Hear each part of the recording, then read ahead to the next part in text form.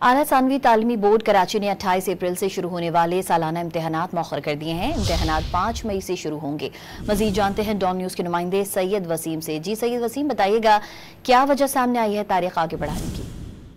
जी बिल्कुल, आला सानवी तालीमी बोर्ड कराची ने 28 अप्रैल से शुरू होने वाले इम्तिहानात मौखर कर दिए हैं। डॉन न्यूज ये खबर जो है वो गुज़िश्ता 6 रोज कबल नशर कर चुका है, जिसमें ये बताया गया था कि इंतजामी उमूर में जो है वो कुछ चैलेंजेस दरपेश होने के बायस और जो ग्रेस मार्क्स हैं तलबा को जो कि सिंध काबीना की जानिब से मंजूरी के बाद मिलना थे वो नहीं दिए जाने के सबब जो है वो ये इम्तिहानात जो है ऑफिशियली जो है वो मुलतवी कर दिए गए हैं।